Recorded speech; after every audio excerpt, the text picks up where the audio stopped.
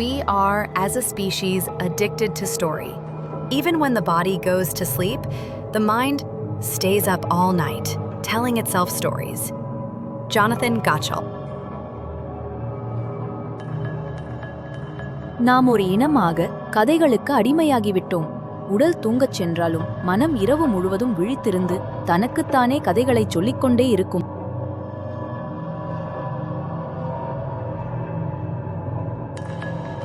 ஒரு அழகிய கிராமத்தில் ஒரு குடும்பம் வசித்து வந்தது.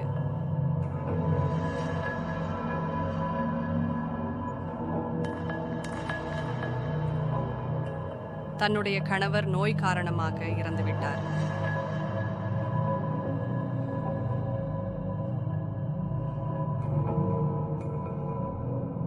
பிறகு தாயும் தன் குழந்தையுடன் வாழ்ந்து வந்தார்.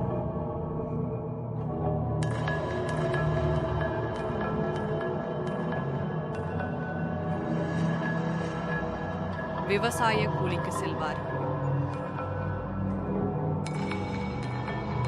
ஒரு நாள் அப்படி வேலைக்கு செல்லும் போது தன்னுடைய குழந்தைக்கு பாலூட்டி சீராட்டி வேலை பார்க்கும் அருகாமையில் உள்ள மரத்தடியில் தொட்டில் கட்டி தூங்க வைத்துவிட்டு வயல்வெளியில் வேலை பார்க்கிறாள்.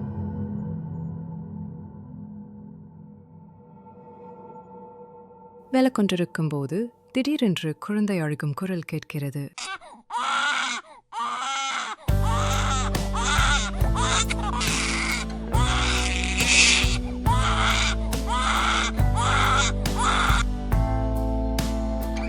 ஓடோடி போய் பார்க்கிறாள்.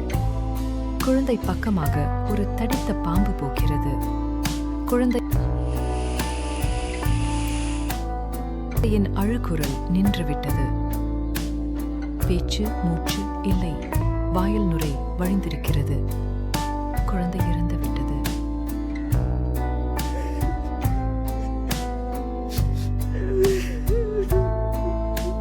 தாய் அழுகிறாள். என்ன செய்வதறியாது கத்துகிறாள், கதறுகிறாள். இனிமேல் எனக்கு இந்த நாதி இருக்கு. கூடிவிட்டது. கதறுகிறாள். அப்போது ஒரு யோசனை வருகிறது. இந்த உயிரை இழுத்து செல்லும் தூதனிடம் போய் கேட்போம் என்று.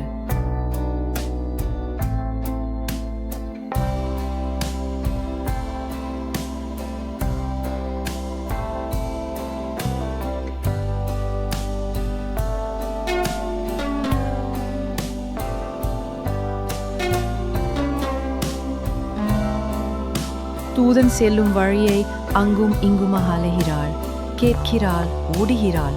மனிதர்கள் யாருமே அந்த இடத்தில் இல்லை. மனிதர்கள் இல்லாத இடத்தில் ஆறுதலுக்கு சப்பாத்தி களி இந்த பெண்ணிடத்தில் பேசுகிறது.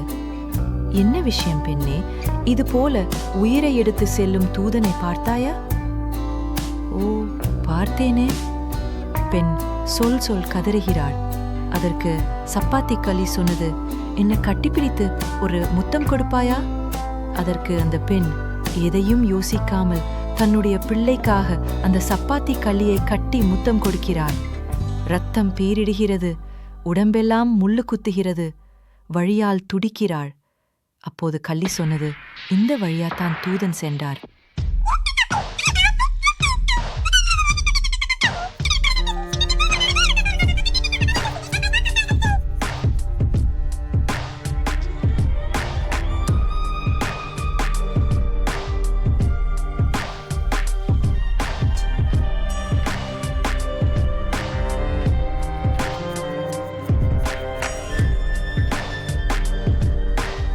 மறுபடியும் இரத்தத்தோடு ஓடுகிறாள்.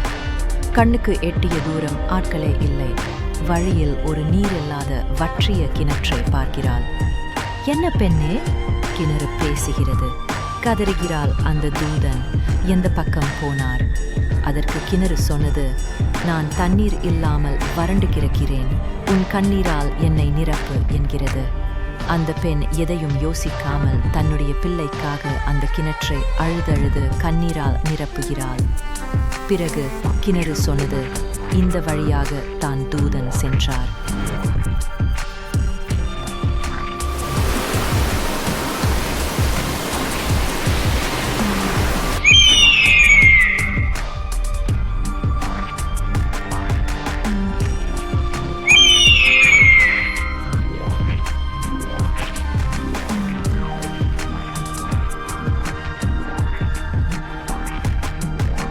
பெண் மறுபடியும் அழுத வண்ணமே ஓடுகிறாள்.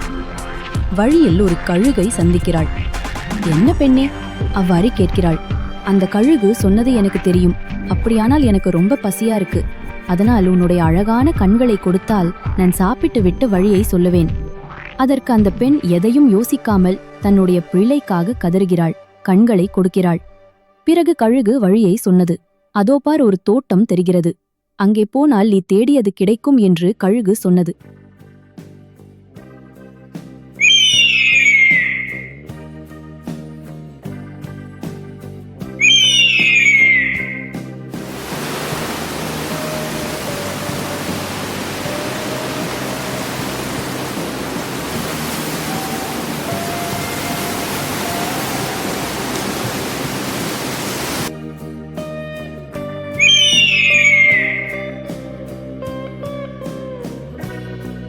கண்ணை இழந்த பெண் ஓடுகிறாள் ஓடுகிறாள், அந்த பூமியின் எல்லைக்கே ஓடிவிடுவாள்.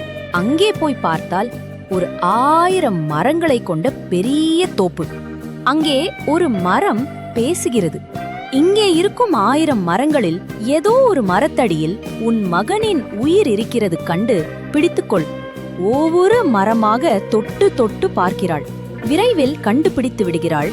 சந்தோஷத்தில் என் உயிரே என்று அழுகிறாள், பிராளுகிறாள். அப்போது மரம் அந்த பெண்ணிடம் கேட்டது, எப்படி கண்டுபிடித்தாய்? அதற்கு அந்த பெண், தன்னுடைய குழந்தையின் வெப்பம் தன் தாய்க்கு தெரியாத என்ன?